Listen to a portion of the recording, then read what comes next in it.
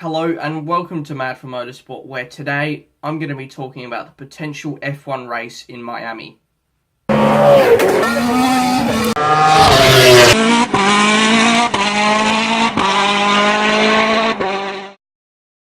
Now, hopefully you've seen the news this morning. It has been breaking that the Miami City Commission has provisionally agreed to a deal with Sean Bratches, the marketing director of F1, to have potentially a 10-year deal to get a Miami street race on the calendar from 2019 onwards. And I have mixed feelings about this. I have very strong feelings about a second race in the US. I think it's a market, of course, that F1 has struggled to break into for quite a long time. COTA in Texas has been, although the track itself is fantastic, I think it's one of the better new tracks in recent years. They seem to have struggled to get big crowds out there, and it looked like for a while there, I think back in 2015 or 16, it looked like the race could drop off the calendar. But I think, as I said, I think the second race is definitely a good thing, although looking at the provisional track for Miami, I'll put it up on the screen now, it just doesn't look that good at the moment. I think it looks a bit too Formula E-like, and of course, I did see that Miami did actually host a Formula E race back in 2015, and that's sort of what this track is based on. And although I think the racing in Formula E is actually quite good at the moment, I've watched a few races this year, but I don't think that sort of tight street track will work for F1. It works, of course, in Monaco, but that section, particularly where it's two big straights connected by a tight little hairpin, that looks way too Formula E. And of course in Formula E we see all sorts of incidents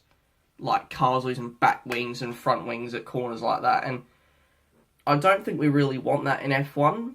And it doesn't look like there's any really particular sections of it that stand out at the moment, but on the sort of plus side, I think these are all things that we said about Baku before it joined the calendar in 2016. And although the first race in Baku was pretty dull, it has produced, the last 2 years, produced two of the best races of the hybrid era. So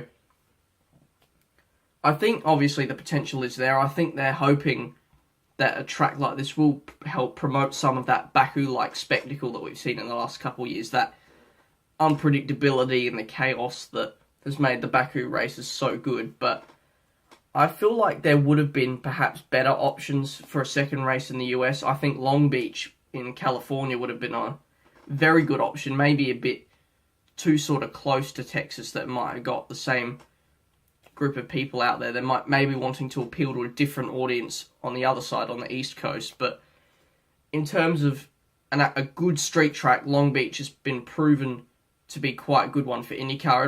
It also has a bit of a turn. It's the last turn at Long Beach is pretty tight, but I mean, that is a proven street track that would have been good. And in terms of the East Coast, where they talked about, I think in the Bernie days, having a New Jersey race, and that track looked really good. I'm not sure what happened to those plans. I think those, if they can, of course, should be ones that they look at. An F1 race that close to New York would be something quite special. And also Watkins Glen, I don't know if that meets the sort of like the grade 1 FIA requirements in order to hold an F1 race, but that track is quite good. So I think an F1 race there would be spectacular. But I don't want to sound like I'm being too negative, because I think a second race in the US, no matter where it is an extremely positive thing. And I think with some modifications to the track, perhaps it could be a really good race. Although I don't think we need Lewis Hamilton going and designing this track like he suggested that he should. So they have pretty much been my brief thoughts on the potential F1 race in Miami. I hope you've enjoyed my thoughts. Of course, the Spanish Grand Prix is this weekend. I will be covering that, as well as the rest of the F1 season and any news that pops up. And until next time, I will catch you later.